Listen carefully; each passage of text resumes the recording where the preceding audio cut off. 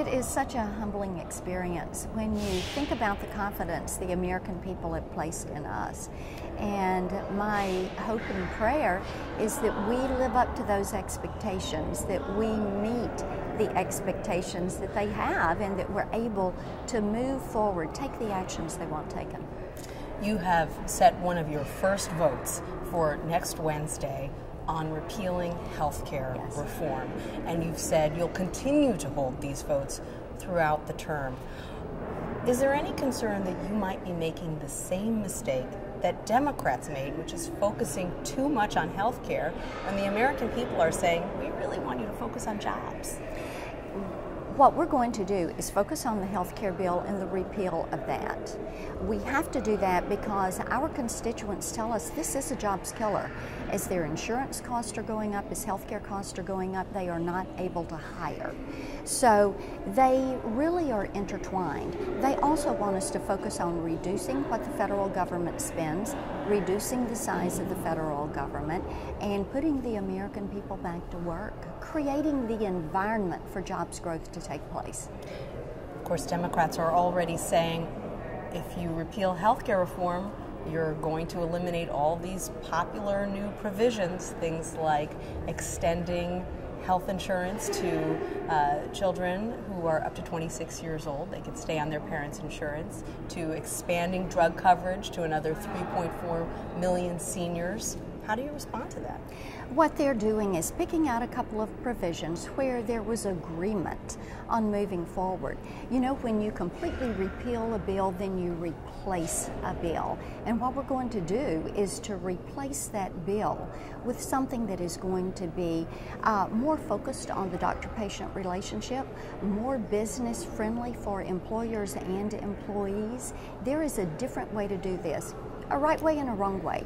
We're going to go back and we're going to do it the right way. One element of the new rules package that you've put forward is getting some scrutiny, and that has to do with giving your new Budget Committee Chairman, Paul Ryan, unfettered ability to set budget levels without a vote in the House.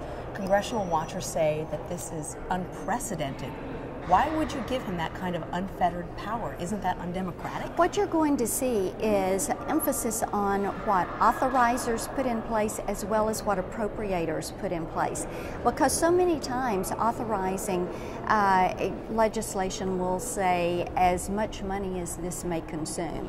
What we're saying is, you know, let's move in and let's begin to put some caps in place so that we begin to cut back on that spending. Another way of approaching this will be looking at agencies in that budget process and saying, give us those across the board spending reductions. You know, every year I've run 1%, 2%, and 5% across the board spending reduction bills.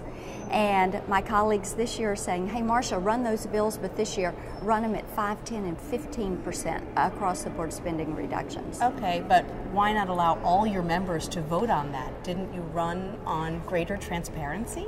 And you're going to see greater transparency. You're going to see bills available 72 hours before they go forward. You're going to see bills But just not when it comes forward. to the budget? No, you're going to see participation in the budget from the ground up, from the first day up. You're going to see us hold hearings, oversight into what is going to take place and what is going to go into that budget. And then you're going to see the Budget Committee work very diligently to put some caps in place and the appropriators to come in under those caps. It will be a very transparent, open, and teamwork process. When Newt Gingrich took over the speakership in 1994, he threw parties. There was this 100-hour push. Speaker Boehner is taking a very different approach, isn't he? He is indeed. I think we all know that this is a very sobering time. And we have lots of constituents who are out of work, constituents who are looking for jobs, actively looking for jobs.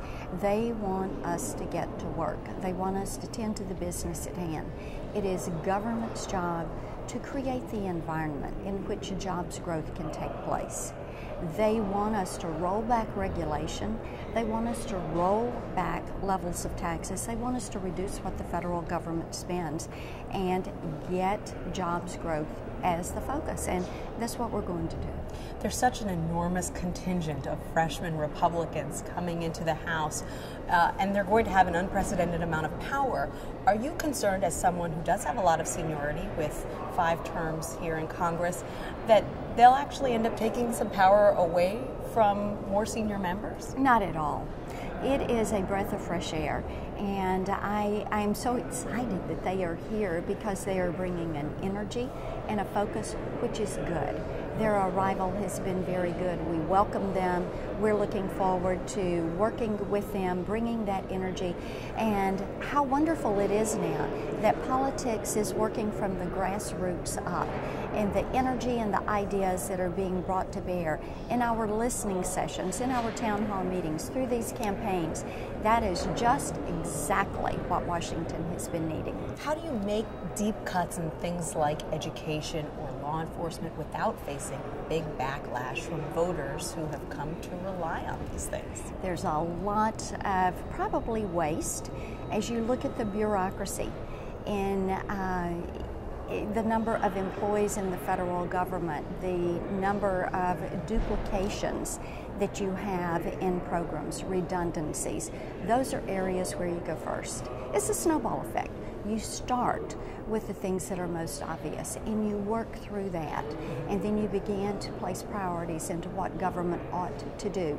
That is why you're going to see us hold hearings on rules and regulations that have more than a $100 million impact on the economy. It is also why you're going to see us hold hearings on rules and regulations, areas that agencies shouldn't be getting into, where they really have no authority. And it's also why you're going to see legislation that we bring forward have to state the constitutional purpose and reasoning for that.